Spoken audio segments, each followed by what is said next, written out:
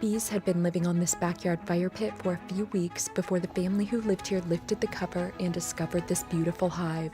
So I gave the bees some smoke and I got to work. This was a pretty small colony, but it looked very active, so I was excited to get into the heart of the hive. I started by only smoking the outermost piece of comb where I needed to work so that the bees would move off it and I wouldn't squish any while I grabbed the comb. I used my hive tool to gently break the comb away from the fire pit. I could tell by the bright yellow color of this comb that it was pretty fresh and it was going to be very soft, so I would need to be extra careful with it. And that's because comb gets darker as it ages and as the bees use it more and more over time. Hives usually have comb in a range of colors, and in removals like this one, where I'm starting on the outside of the hive and working my way in, you may actually notice the pieces of comb getting darker the deeper inside the hive I go. As I removed my first piece of comb, I was excited to see that it looked like it was full of everything the bees needed to survive and that this colony looked pretty healthy. These bees did not have very much honey stored, but that wasn't too unusual for a colony this size in this time of year. And now that the bees would be under my care, I could easily feed them and give them the resources they needed. So I grabbed a wooden frame, and I was lucky that the size of the naturally built comb fit almost perfectly into my frames. This meant that I wouldn't have to trim too much or any of the comb to fit into the frames. You can see how this piece still has a lot of bees on it, and they just let me work alongside them. These bees were very gentle, and they didn't have a lot of resources to defend or a reason to get very aggressive. So after I had this piece of comb where I thought it was best in the frame, I slid the rubber bands over it to secure it in place. The goal was that as I got more comb and more bees into my temporary travel hive, the bees would start recognizing that box as their new home instead of the fire pit.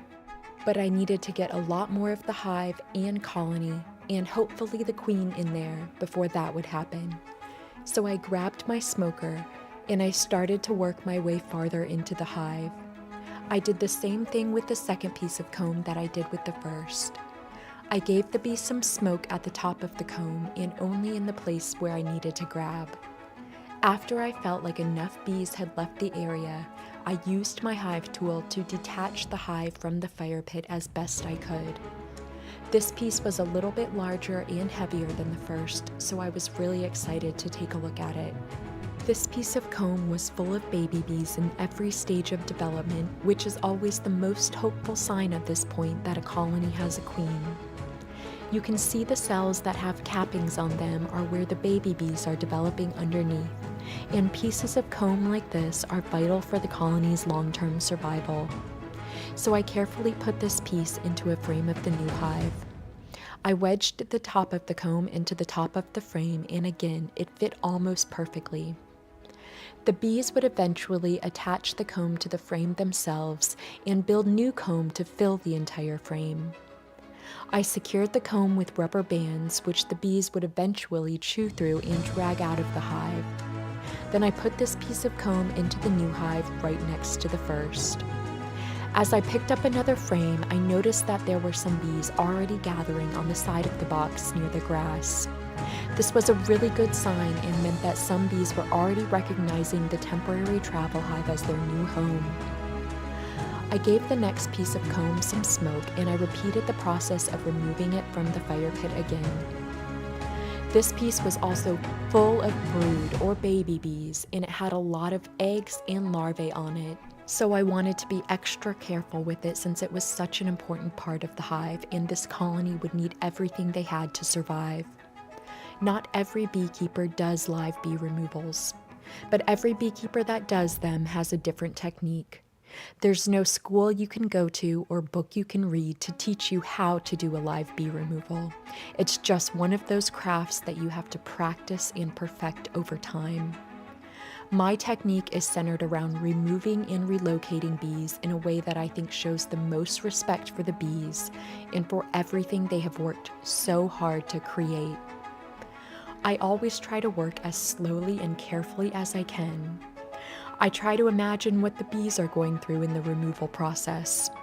I'm essentially picking up their house and everything in it, including their entire family, and I'm taking them to live in a new place that they didn't choose to live, but one that's surely going to be safer for them.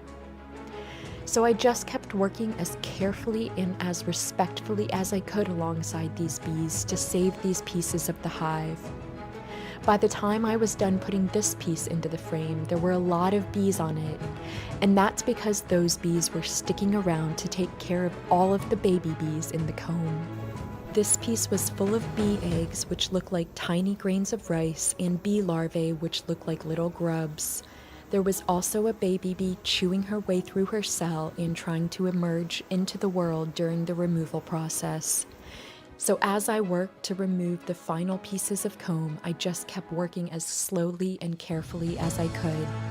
I still had not yet seen the queen, and since most of the comb had been removed from the fire pit and I didn't see her on any of it, I thought she must still be somewhere on the fire pit, unless somehow I missed her. So I just kept going to put these final pieces of comb into the temporary travel hive. Then it was time to start getting the bees into the new hive, so I started to slowly scoop them off the fire pit. There really weren't too many bees here to scoop, but I did my best to get as many as I could all at once. And with every handful I scooped, I was looking for the queen.